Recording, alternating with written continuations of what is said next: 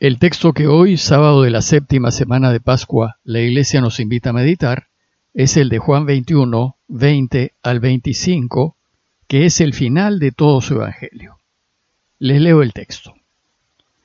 En aquel tiempo Pedro, volviéndose, vio que lo seguía el discípulo a quien Jesús tanto amaba, el mismo que en la cena se había apoyado en su pecho y le había preguntado: Señor, ¿quién es el que te va a entregar?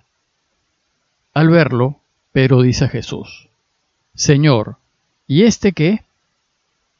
Jesús le contesta: Si quiero que se quede hasta que yo venga, ¿a ti qué? Tú sígueme. Entonces empezó a correr entre los hermanos el rumor de que este discípulo no moriría. Pero no le dijo Jesús que no moriría, sino: si quiero que se quede hasta que yo venga, ¿a ti qué? Este es el discípulo que da testimonio de todo esto y lo ha escrito, y nosotros sabemos que su testimonio es verdadero. Muchas otras cosas hizo Jesús. Si se escribieran una por una, pienso que los libros no cabrían ni en todo el mundo. Hoy concluimos con el tiempo pascual de celebraciones de la resurrección de Jesús. Y el texto que les he leído es la conclusión del Evangelio de Juan, y tiene dos partes. La primera trata del diálogo de Jesús con Pedro acerca del discípulo amado.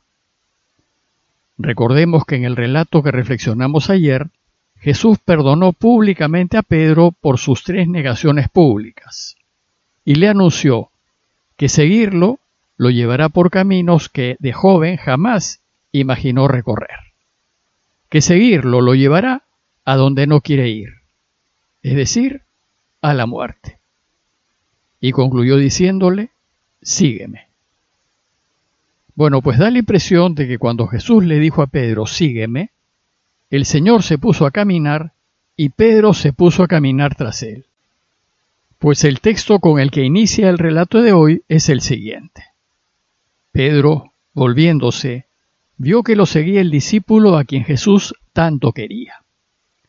El texto da a entender que el discípulo que Jesús tanto quería también se puso a caminar con ellos. Y el mismo evangelista explica de quién se trataba. Es aquel, nos dice, quien durante la cena se había reclinado sobre el pecho de Jesús y le había preguntado: Señor, ¿quién es el que te va a traicionar? La Iglesia siempre ha identificado al discípulo que tanto Jesús quería con el apóstol Juan. Y la tradición ha sostenido que era el más jovencito del grupo, un niño. Tal vez por ello Jesús lo debe haber cuidado y protegido de manera especial. El texto nos dice que cuando el discípulo amado los empezó a seguir, Pedro reaccionó. Al verlo, dice el texto, Pedro dice a Jesús: Señor, ¿y este qué? ¿Qué le pasa a este? ¿Por qué no sigue? Tú me has dicho a mí que te siga, no a él. Tal vez el relato refleja algo de celos de parte de Pedro. Lo cierto es que estos versos ponen en evidencia la humanidad, limitaciones, fragilidad y errores de los primeros discípulos. Y a la luz de lo que nos pide Jesús, también se evidencian nuestras propias limitaciones. Somos como los primeros discípulos, limitados, débiles y propensos a elegir el mal. El hecho es que querer seguir a Jesús a uno no lo hace automáticamente santo.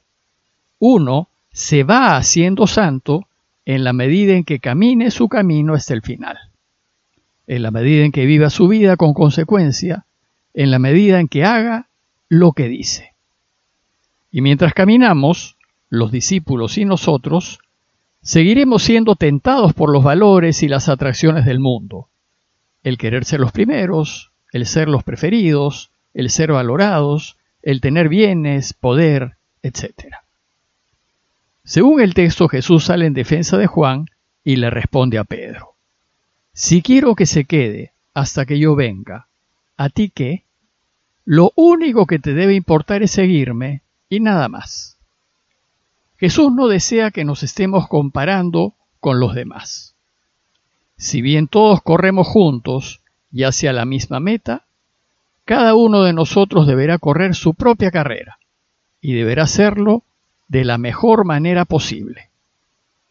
Pero lo que Jesús le dice a Pedro es extraño. Si quiero que se quede hasta que yo venga. ¿Qué quiere decir Jesús con esto? Hasta que yo venga hace referencia a la promesa que nos ha hecho de su segunda venida. Nosotros creemos que Jesús volverá por segunda vez como nos lo ha anunciado y que volverá a completar el reinado de su Padre.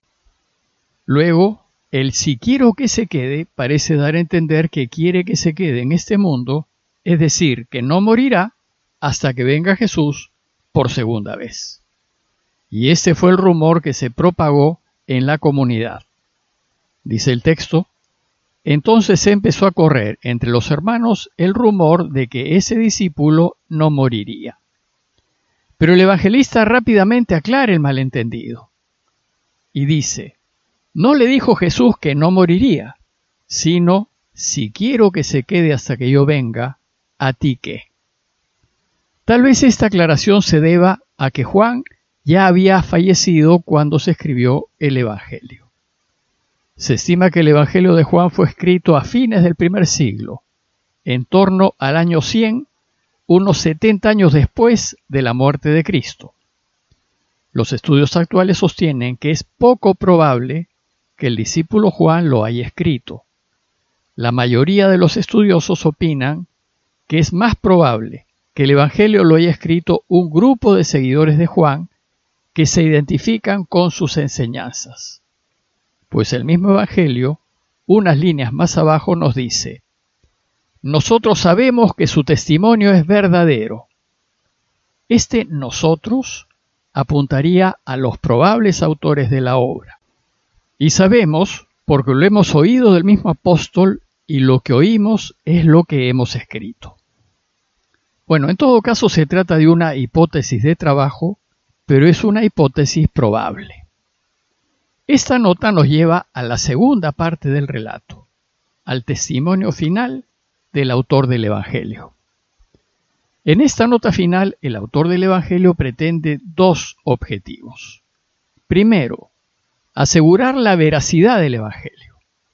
Dice el texto: este es el discípulo que da testimonio de todo esto y lo ha escrito.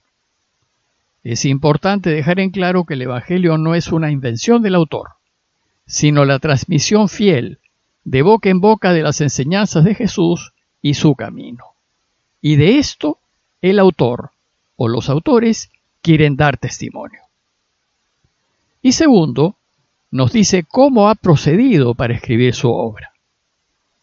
Ya antes, al finalizar el capítulo 20, el autor del Evangelio nos había dicho que Jesús realizó, en presencia de los discípulos, otras muchas señales que no están escritas en este libro. Estas han sido escritas para que crean que Jesús es el Cristo, el Hijo de Dios, y para que creyendo tengan vida en su nombre. En estas líneas finales, el evangelista nos dice el motivo, el objetivo de su obra. Esta se ha escrito para que creamos que Jesús es el Cristo. Por lo tanto, el objetivo del Evangelio es catequético, es de enseñanzas y no es biográfico. Pretenden enseñarnos acerca de Jesús y su camino y no pretenden contarnos su vida. Bueno, pues estas líneas finales del capítulo 20 dan la impresión de ser la conclusión de su obra. Sin embargo, luego viene un capítulo más, el 21, que es el del relato de hoy, en donde encontramos una nueva conclusión final. Y dice el texto de hoy: muchas otras cosas hizo Jesús, y si se escribieran una por una, pienso que en todo el mundo no cabrían los libros que pudieran escribirse. Este segundo final, según los entendidos, podría indicar que el capítulo 21 es un añadido posterior a la obra. Y no es extraño que en esos tiempos se hiciese así, con el deseo de completar las enseñanzas del autor. Lo cierto es que en estas líneas finales de toda la obra, el autor nos dice cómo procedió. Parece que de todo el material que llegó a sus manos acerca de los dichos y hechos de Jesús, el autor o los autores seleccionaron y eligieron algunos relatos y enseñanzas para incluirlas en la obra, y descartaron muchas otras más. Pues nos dice que si las hubiesen contado todas, no habrían libros suficientes en el mundo para contenerlas. ¿Y cuál ha sido el criterio de selección que usó el autor para contarnos solo lo que nos ha contado?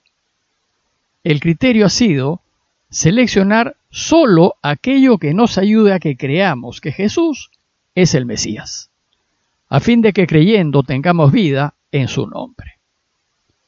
En su selección, él no ha considerado hechos y dichos de la vida de Jesús que no nos convenzan que él es el Mesías. Todos esos los descartó. Solo nos ha contado aquellos que sí nos convencen que él es el Mesías.